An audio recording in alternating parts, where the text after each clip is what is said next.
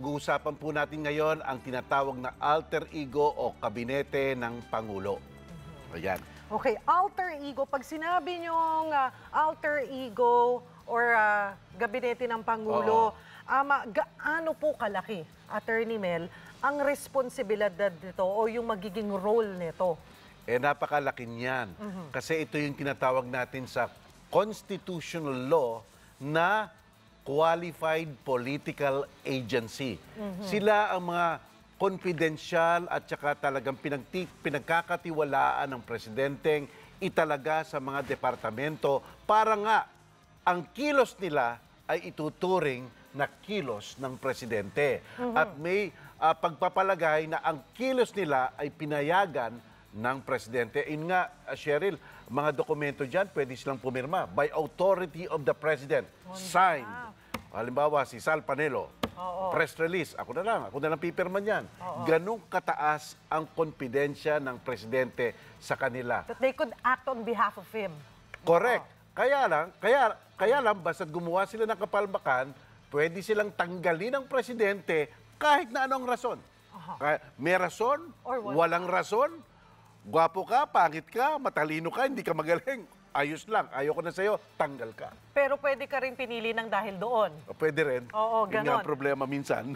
Pero ang nangyayari, sa kabila nga po, ito, may napipili ka ng Pangulo, pero bakit kailangan pa rin ng kumpirmasyon ng Commission on Appointments ang ilang miyembro po ng gabinete? Or lahat ng members ba ng gabinete ay kailangan ng... Alam mo kung bakit may commission on appointment? Ito ay kasi ang sistema ng demokrasya natin ay check and balance. Okay. Kaya nga dapat hindi naman abusuhin ng presidente ang kanyang kapangyarihan para magtalaga ng taong gusto niya. Baka na lang ang italaga niya doon kung sino-sino lang, wala namang kakayahan, wala namang katalinuhan, tamad, hindi masibag, at saka corrupt.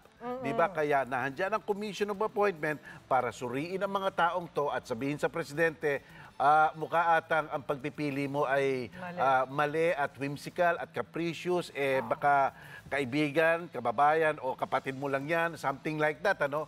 Hindi pa pwede yun. Nandun na tayo, Attorney Mel, na maganda yung layunin ng pagkakaroon ng Commission on Appointments para salain talaga at mag-background check. The thing with this is, meron pa rin tayong mga appointments na nakikita na hindi nakukumpirma, pero nananatili or ang pinipili pa rin ng Pangulo ay manatili sa pwesto kahit na acting na lang kung hindi ka ma-confirm. Ang pinakasikat dyan, yung... Nakailang beses. Ang pinakasikat dyan, yung asawa ng ating Vice President ngayon. Yes, of course. Diba? Former DILG Secretary Jesse Robredo hanggang parati na lang acting at mukhang si President Pinoy noon, hindi man lamang masigasig ang pagsusulong sa kanya, di ba? Ang problema dyan, basta't ganyan, hilaw.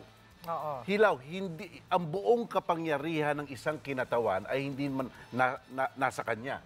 So, di ba, tinignan yung unang nangyari noon. Lumalabas, they don't take him seriously. Right, yung unang nangyari noon, di ba, yung Luneta. Walang Imbis na si Robredo di ba, ang siyang talagang dapat namumuno ng PNP. Iba ang kanyang lumihis ng si presidente dito at ang mga tao nagtataka, teka, bakit nagkaganon, di ba? So, dapat hindi ka maging acting perpetually sapagkat ang katatagan ng gobyerno ay isang persepsyon na dapat manatili, di ba? Kung parating acting, parang minsan sabihin mo na, sige, palitan ko na ikaw kasi medyo nakatiwangwang lahat ng mga trabaho at hindi mo mapipirmahan, kaya palitan ko na ikaw.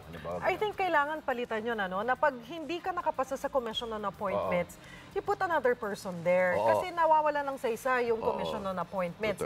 The thing is, yung magkukumpirma sa Commission on Appointments, sino ba yan? Si Senate... Ano yan paano pinipili yung head ng pinamumunuan niya ng Senate President at 12 na kinatawa ng Senate at 12 na kinatawa ng House of Representatives. Very powerful. Majority. Committee. Very powerful yan.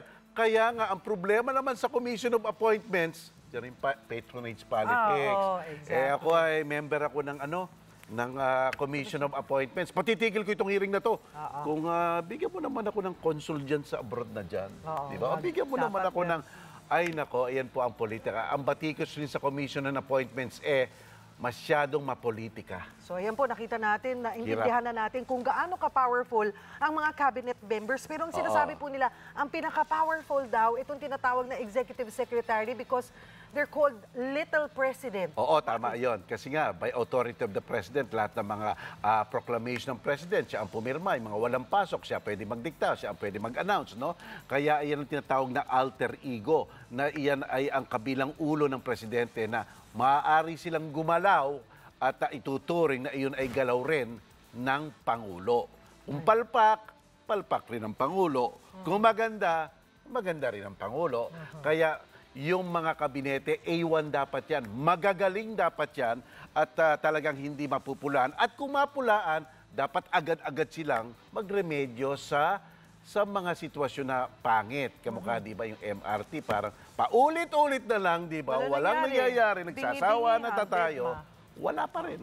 So titingnan po natin yan, hintayin natin at kahit tayong mga simpleng mamamayang Pilipino, kailangan kinikilatis din natin itong mga uupo at mukhang ito pong darating, itong bagong administrasyon ay makikinig sa boses ng sambayan ng Pilipino. Sana, sana, oo, yan. Okay, Attorney Mel. Approve na approve. Approve na approve. Be sure to come back. Use 5 everywhere. Copyright 2016.